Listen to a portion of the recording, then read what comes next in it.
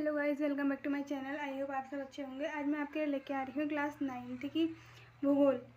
इसमें आपका first chapter है भारत, आकार और स्थिति। इसमें कुछ बहुविकल्पीय प्रश्न हैं जो इस प्रकार है कि भारत का देशांतर रेखीय विस्तार क्या है। तो इसका आंसर आ जाएगा आपका घ वाला। फिर है कौन सा अक्षांश वृत्त भारत को दो बराबर भागों में विभाजित करता है। तो इसका आंसर आपको हो जाएगा कर्क वृत्त। और फिर नेक्स्ट क्वेश्चन है आपका भारत के मुख्य भाग के दक्षिण पश्चिम में कौन सा द्वीप समूह स्थित है। तो इसका आंसर है आपका लक्षद्वीप। फिर है भारत का मानक यामियोत्तर किस स्थान से होकर गुजरता है। तो इसका जो राइट आंसर है आपका वह है मिर्ज़ापुर। नेक्स्ट है आपका कर्क रेखा किस राज्य से होकर नहीं गुजरती। इन सब में से कोई एक ऑप्शन होगा, जो आंसर है आपका उड़ीसा। फिर नेक्स्ट क्वेश्चन है दक्षिण की गंगा किस नदी को कहा जाता है। इसका राइट आंसर है गोदावरी। नेक्स्ट क्वेश्चन है आपका स्वेज नहर को कब खोला गया। जो स्वेज नहर है वह आपकी उसको सन 1869 में खोला गया था। कौन सा देश से सबसे बड़ा है, कौन सा देश भारत से बड़ा है। भारत से बड़े आपके रूस भी है, अमेरिका, चीन और ये सब हो जाएंगे, फिर सारे के सारे हैं। नेक्स्ट क्वेश्चन है भारत में टापू की श्रृंखला है। भारत में टापू की 2 श्रृंखला है। इसके बाद है निश्चित उत्तरीय प्रश्न।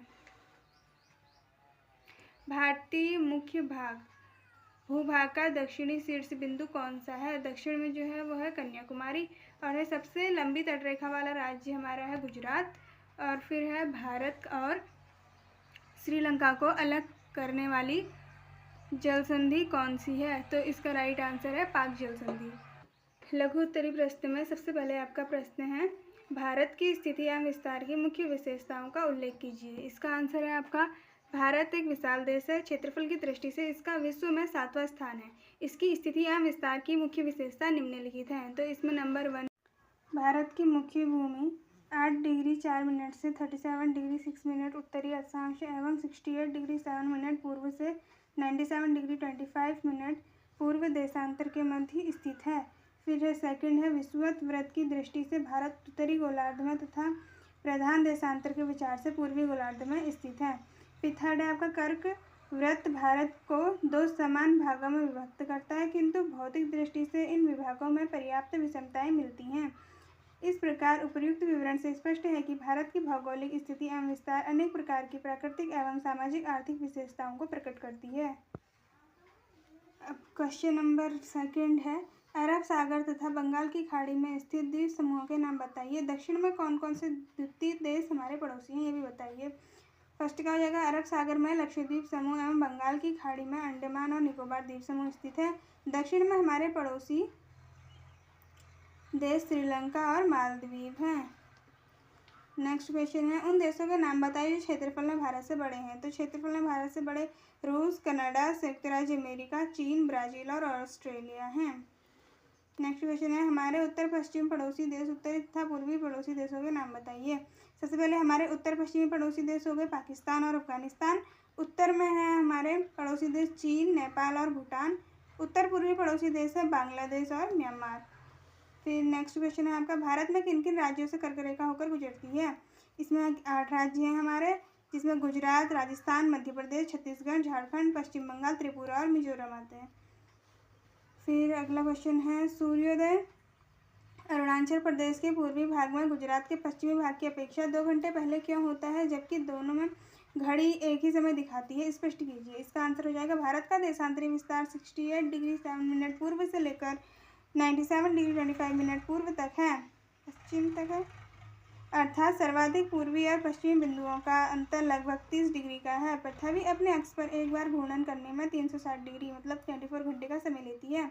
इसका अर्थ यह हुआ कि पृथ्वी के 1 डिग्री देशांतर पार करने में 4 मिनट का समय लगता है। अंतर 30 डिग्री देशांतरों को पार करने में कुल 220 मिनट अर्थात 2 घंटे लगते हैं। पृथ्वी पश्चिम से पूर्व की ओर घूमती है, इसीलिए अरुणाचल प्रदेश में जो कि 7 डिग्री 25 मिनट पूर्व पर स्थित है सूर्य सबसे पहले दिखाई देता है, जबकि गुजरात में जो कि 68 डिग्री 7 मिनट पूर्व पर स्थित है सूर्य 2 घंटे बाद दिखता है। दोनों राज्यों में घड़ी एक ही समय दर्शाती है, क्योंकि भारतीय मानक समय 82 डिग्री 30 मिनट पूर्वी देशांतर रेखा से निर्धारित किया जाता है। इस देशांतर का स्थानीय समय संपूर्ण भारत का मानक समय माना जाता है।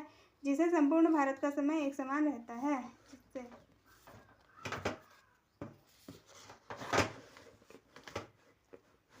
नेक्स्ट क्वेश्चन है आपका, हिंद महासागर में भारत की केंद्रीय स्थिति से इसे किस प्रकार लाभ प्राप्त हुआ है?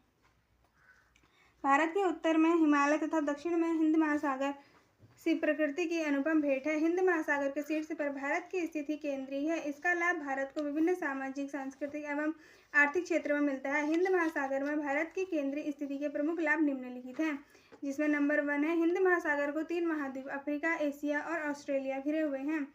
इनके तटों पर संसार की लगभग 1/4 जनसंख्या निवास करती है। हिंद महासागर के शीर्ष पर स्थित भारत इस जनसंख्या से सीधा व्यापारिक संपर्क कर सकता है। सेकंड है, भारत ने हिंद महासागर पर अवस्थिति के कारण अपने पूर्वी एवं पश्चिमी तट पर विभिन्न बंदरगाहों की स्थापना की है। इन बंदरगाहों द्वारा भारत पश्चिमी और पूर्वी देशों के साथ आसानी से व्यापार संबंध स्थापित करके उत्तरोत्तर प्रगति कर सकता है।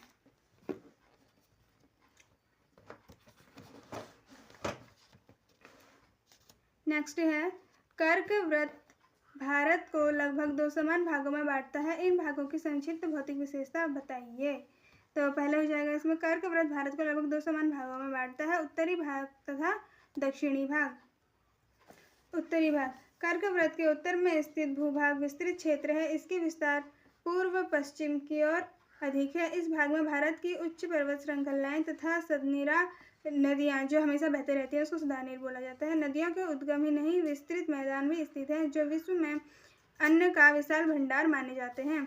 फिर है दक्षिणी भाग, कर्क वृत्त के दक्षिण में स्थित भूभाग संकीर्ण त्रिभुजाकार प्राचीन भूखंड है। इस त्रिभुज का आधार उत्तर की ओर है। दक्षिण की ओर जाते हुए यह भाग संकीर्ण हो जाता है। इस भाग में प्रायः पठार तथा समुद्र तटीय मैदान सम्मिलित हैं। प्रायः पठार खनिज पदार्थों में संपन्न क्षेत्र हैं। फिर है मुख्य भौगोलिक वितरण। भारत की भौगोलिक आकृतियों को निम्न वर्गों में विभाजित किया जा सकता है। नंबर 1 है, हिमालय पर्वत श्रृंखला, उत्तरी मैदान, प्रायद्वीपीय पठार, भारतीय मरुस्थल, तटीय मैदान तथा द्वीप समूह। ये 6 हो गए आपके। ज्ञात कीजिए महान हिमालय में पाई जाने वाली हिमानी तथा दर्रों के नाम। हिमानियों के नाम है गंगोत्री, चतुरंगी, भागीरथी, खरक, सतोपंत, कामेत, मिलम, पिंडारी। और दर्रों के नाम है खुंजेराब दर्रे, सिपकिला दर्रा, रोहतांग, दिहांग, बोमाड़ीला।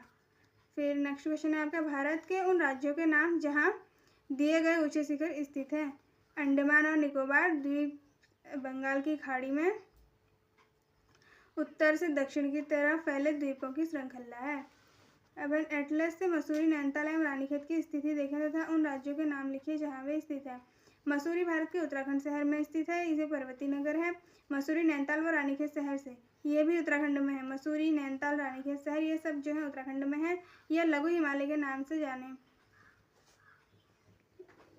जाने वाली श्रेणियों में आते हैं।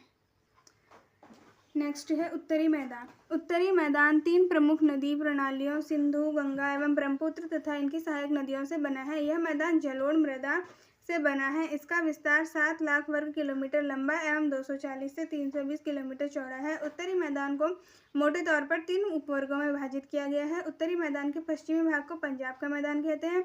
सिंधु तथा इसकी सहायक नदियां झेलमान, चेनाबाएं, रावी, ब्यास तथा सतलुज हिमालय से निकलती हैं। मैदान के इस भाग में दोआबों की संख्या बहुत अधिक है।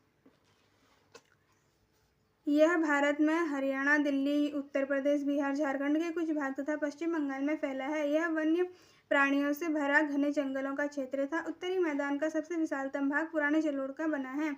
इस भाग को भांगर के नाम से जाना जाता है, जिसे स्थानीय भाषा में कणक कहा जाता है। बाद वाले मैदान के नए तथा युवा निक्षेपों को खादर कहते हैं, इसीलिए उपजाऊ होते हैं तथा गहन खेती के लिए आदर्श होते हैं।